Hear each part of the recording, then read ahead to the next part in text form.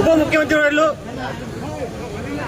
గౌరవనీయులు కొందల పవన్ కళ్యాణ్ గారు, ముఖ్యమంత్రి వర్యులు నారా చంద్రబాబు నాయుడు గారు, అదేవిధంగా ప్రధానమంత్రి వర్యులు గౌరవనీయులు శ్రీ నరేంద్ర మోడీ గారి ఆధ్వర్యంలోని కూటమి ప్రభుత్వం రైతు పక్షపాత ప్రభుత్వం. అదేవిధంగా మా జనసేనాని పవన్ కళ్యాణ్ గారి ఆదేశాల మేరకు నెల్లూరు జిల్లా జనసేన పార్టీ నిరంతరంగా రైతుల పక్షాన పోరాడుతున్న విషయం ప్రతి ఒక్కరు తెలిసిన విషయమే. ముఖ్యంగా రైతాంగ సమస్యల్లో, ముఖ్యంగా రైతాంగం యొక్క యాజమాన్య హక్కులపై నిరంతరం పోరాటం సాధించిన పార్టీ ఏదైనా ఉందంటే నెల్లూరు జనసేన పార్టీ మాత్రమే. గతంలో ప్రతిపక్షంలో ఉన్నప్పుడు నెల్లూరు జిల్లా వ్యాప్త సమస్య అయిన చుక్కల భూముల సమస్యపై పెరగని పోరాటం చేసిన ఘనచరిత్ర కలిగిన పార్టీ నెల్లూరు జిల్లా జనసేన పార్టీ అని చెప్పి మీ అందరూ తెలియజేసుకుంటున్నా.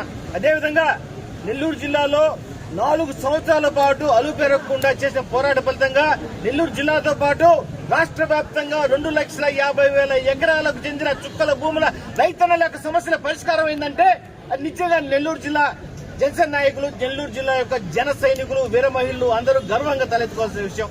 అటువంటిదే మరొక రాష్ట్ర వ్యాప్త సమస్య అయినటువంటి ఒక సమస్య, రైతాంగ సమస్య, రైతాంగ యాజమాన్య హక్కుల సమస్య ఈ రోజు జనసేన పార్టీ ప్రభుత్వం దృష్టికి తీసుకెళ్లాలని చెప్పి మా వంతు ప్రయత్నంగా మేము చేస్తా ఉన్నాం. అదేంటంటే దీని పూర్వపరాల్లోకి వెళ్తే 1975, 1980 మధ్యకాలంలో అప్పటి ప్రభుత్వాలు రాష్ట్ర వ్యాప్తంగా వ్యవసాయ యోగ్యమైన భూములు గుర్తించి వాటిని రాష్ట్ర వ్యాప్తంగా ఉన్న ఎస్సీ, ఎస్టీ, బీసీల్లోని రైతు కూలీలకు వాటికి పట్టాలు ఇవ్వడం ద్వారా వాళ్ళందరినీ ఎస్సీ, ఎస్టీ, బీసీలోని రైతు కూలీలు రైతులుగా మార్చే ఒక బృహత్తర ప్రణాళిక శ్రీకారం చుట్టింది అప్పటి ప్రభుత్వం. శ్రీకారం చుట్టమే కాకుండా దాన్ని అమలు పరచడం జరిగింది.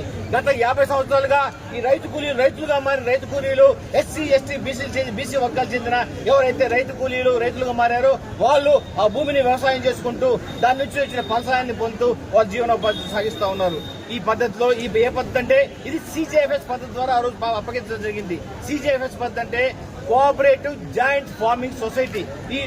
ఈ పద్ధతి ద్వారా గత 50 సంవత్సరాలుగా వీళ్ళందరూ వ్యవసాయం చేసుకుంటా వాళ్ళ జీవనాన్ని గడుపుతున్నారు. దీంట్లో కొన్ని ఇబ్బందులు ఉన్నాయి. ఇబ్బందులు ఏంటంటే ఈ CJFS భూములు ఏదైతే రైతులు చేసుకుంటున్నారో ఆ రైతులకి మన రైతు భరోసా వర్తించదు, PM కిసాన్ యోజన వర్తించదు. అదేవిధంగా బ్యాంకుల నుండి వీళ్ళు రుణాలు పొందే అవకాశం లేదు, పంట పెట్టుబడి రుణాలు పొందే అవకాశం లేదు. దీన్ని గుర్తించిన గత కూటమి ప్రభుత్వం ఒక జీవో తీసుకొచ్చింది. జీవో నెంబర్ 288 1/6/2018లో ఒక జీవో తీసుకొచ్చింది. ఈ జీవో వల్ల వాళ్ళకి కలిగే ప్రయోజనాలు ఏంటంటే ఈ CJFS పద్ధతి వచ్చేసి ఈ పద్ధతిలో ప్రతి ఒక్కరికి పట్టాలు ఇవ్వాలని నిర్ణయించింది.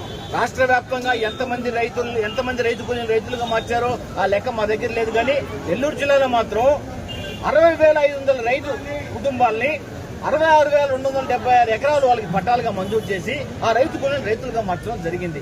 వీరందరికీ ఈ జీవో నెంబర్ 288 ద్వారా వీరందరికీ పట్టాలు కేటాయిస్తారని చెప్పి గతంలోనే కూటమి ప్రభుత్వం నిర్ణయించడం జరిగింది. అంతలేకే ఈ CJFS భూమి ద్వారా ఉన్న లబ్ధిదారులు ఎవరైతే ఉన్నారో వాళ్ళందరినీ గుర్తించి వీళ్ళకి పట్టాలు ఇచ్చే క్రమంలో కొంత జాప్యం జరిగింది. ఆ జాప్యం కారణంగా వెంటనే 2019లో సార్వత్రిక ఎన్నికల్లో నోటిఫికేషన్ వెలువడడం ఈ ప్రక్రియ అర్ధాంతరంగా ఆగిపోయింది. తర్వాత వచ్చిన వైసీపీ ప్రభుత్వం వీళ్ళ గోడు పట్టించుకున్న పాపను పోలేదు. ఇప్పుడు CJFS భూములు రైతుల పరిస్థితి ఏమైంది అంటే CJFS వ్యవసాయంలో వాళ్ళ హక్కులు కోల్పోయారు. ఎందుకంటే ఆ రోజు రద్దు చేశారు. కొత్తగా పట్టాలు ఇస్తే వాళ్ళు పట్టాలి. ఇలా వాళ్ళ పరిస్థితి అగమ్య గోచరంగా తయారైంది. 4 మంది వేస్తే 4 పోయిన సందర్భంగా వాళ్ళ పరిస్థితి తయారైంది.